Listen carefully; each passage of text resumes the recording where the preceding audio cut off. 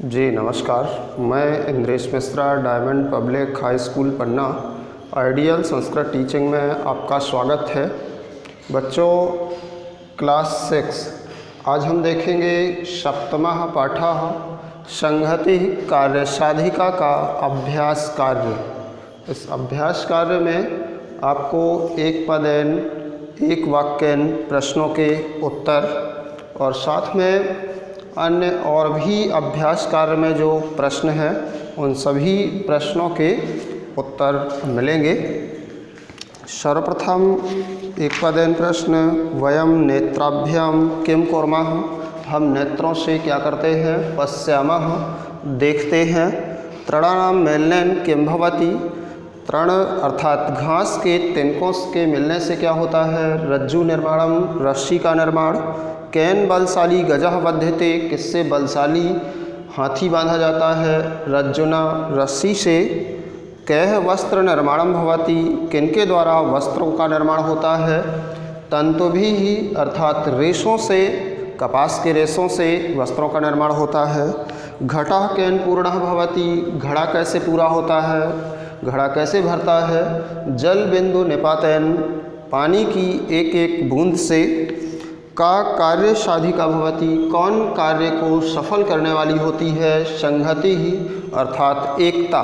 इसके पश्चात एक वाक्यन प्रश्न, वयम कया जिघ्रामः, हम किससे सूंघते हैं, वयम नासिकया जिघ्रामः, हम नाक से सूंघते हैं। वयम कैः अन्न चवर्णम कुर्मः, हम खाने को किससे चबाते हैं, वयम दन्तैः अन्न चवर्णम कुर्मः, हम दांतों से खाने को चबाते हैं। अगला प्रश्न है, केन चक्र निर्माणम भवति, किससे चक्र अर्थात पहिए का निर्माण होता है। अराणाम सहयोगेन चक्र निर्माणम भवति, अर्थात तीलियों के सहयोग से एक पहिए का निर्माण होता है। वृक्षः कैः शोभते, वृक्ष कैसे सुशोभित होता है। वृक्षः पर्णैः पुष्पैः फलैः शाखाभिः च शोभते, वृक्ष पत्तों, पुष्पों, फलों और डालियों से सुशोभित होता है। इसके पश्चात प्रश्न क्रमांक 3 में उचितम योज्यत सही मिलान करना है। तो इसमें का नंबर से 6 नंबर तक 7 जोड़ियां हैं, तो का नंबर को आप मिलाएंगे 3 से, खा को 7वें से, गा नंबर को 6वें से, घा को 5वें से, अंगा नंबर को 2 से, चा नंबर को पहले और 6 नंबर को चौथे क्रमांक से। इस प्रकार से जोड़ियां मिलाना है। अगला प्रश्न क्रमांक 4 है, निम्नलिखित शब्दानाम तृतीया विभक्ति रूपाणि लिखत, निम्न शब्दों की तृतीया विभक्ति में रूप लिखिए। एक उदाहरण के लिए लिखा हुआ है और बाकी के बॉक्स 3 बनाए गए हैं। तीनों बॉक्स में 3-3 उदाहरण देख करके पूरे करने हैं। का, खा, गा ये आपको पूरे करने हैं और ऊपर यथा में एक उदाहरण के लिए दिया गया है। तो सर्वप्रथम 1 नंबर में 3 है, का नंबर, खा नंबर, गा नंबर, पाद, घट, अर। तो पाद में लिखेंगे पादैन, पादाभ्याम, पादैः। घट में लिखना है घटैन, घटाभ्याम, घटैः। और अर में लिखना है अरेण, अराभ्याम, अरैः। इस प्रकार से प्रथम क्रमांक। दूसरे नंबर में 3 पहले क्रमांक की तरह जिह्वा, इष्टिका और शाखा। जिह्वा के लिखना है जिह्वया, जिह्वाभ्याम, जिह्वाभिः। इसके पश्चात इष्टिका में लिखना है इष्टिकया, इष्टिकाभ्याम, इष्टिकाभिः। शाखा में लिखना है शाख्या, शाखाभ्याम, शाखाभिः। तीसरा क्रमांक आएगा, उसमें भी का, खा और गा 3 के लिखना है शरीर, चक्र और चित्र। सबसे पहले शरीर के लिखेंगे शरीरेण, शरीराभ्याम, शरीरैः। चक्र में लिखना है चक्रेण, चक्राभ्याम, चक्रैः। इसके पश्चात चित्र में लिखना है चित्रेण, चित्राभ्याम, चित्रैः। इसके पश्चात आएगा प्रश्न क्रमांक 5। 5वें प्रश्न क्रमांक में आपको शब्दों से वाक्यों की रचना करना है। शब्द दिए गए हैं का, खा, गा, घा और अंगा नंबर में। तो का नंबर में दिया गया है हस्तैन। हस्तैन से आपको वाक्य बनाना है एक, हस्तैन कार्यम कुर्मः। ख नंबर में दिया गया है पादाभ्याम, इससे वाक्य बनाएंगे पादाभ्याम चलामः। ग नंबर में नासिकया शब्द है, इससे वाक्य लिखेंगे वयम नासिकया जिघ्रामः। घ नंबर में शब्द मालाभिः, वाक्य लिखेंगे पुष्पैः मालाभिः निर्माणं भवति।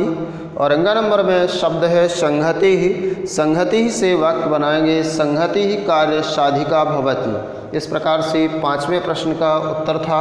6वां प्रश्न है उचित शब्दैः रिक्त स्थानानि पूरयत्। 2 विकल्प हैं, 2 में से जो सही विकल्प है वो रिक्त स्थान में लिखना है। तो 6वें के क नंबर में जो विकल्प सही है संहति ही लिखना है।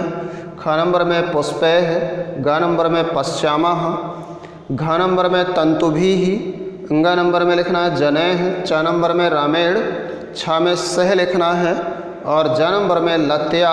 इस प्रकार से ये रिक्त स्थान पूरे करेंगे। 7वां प्रश्न क्रमांक है पाठे आगतान तृतीया विभक्ते शब्दान लिखत। पाठ में आए हुए तृतीया विभक्ति के शब्दों को लिखो। बहुत से शब्द आए हैं तृतीया विभक्ति के पाठ में, उनमें से कुछ शब्द हमने लिख दिए। यहाँ लगभग 10 शब्द हैं, ये इनको बस लिख लेना है। शरीरेण, मेलनेन, सहयोगेन, नासिकया, जिह्वया, घटेन, क्रीडकैः, रज्जुना, जनैः, पुष्पैः। इस प्रकार से ये 10 वाक्य तो शब्द तो बहुत हैं, लेकिन ये 10 ही लिख लेना, इतने पर्याप्त हैं। इसके पश्चात 8वां प्रश्न है एकतया जनाः कानि कानि कार्याणि कुर्वन्ति चिंतित्वा पंचवाक्यानि लिखत। इस प्रश्न को मत करिए, इसके स्थान पर आपको हम एक निबंध लिखवा देंगे कोई 10 वाक्यों का, तो उसे पूरा कर लेना है। इस प्रकार से आपका ये 7वें पाठ का संहति कार्य साधिका का अभ्यास कार्य संपन्न हुआ। हाँ बच्चों, इसके बाद आएगी विविध प्रश्नावली 1। विविध प्रश्नावली 1 में आपको प्रश्न क्रमांक 1 से 11वें प्रश्न तक प्रश्न है, इनको पूरा करना है। और इन प्रश्नों के उत्तर लिखने के लिए आपको अभ्यास कार्य प्रथम पाठ से लेकर के अभ्यास कार्य 7वें पाठ तक में से इन सभी प्रश्नों के उत्तर मिल जाएंगे। इस प्रश्नावली को आप 2 दिन के अंदर कंप्लीट कर लेंगे।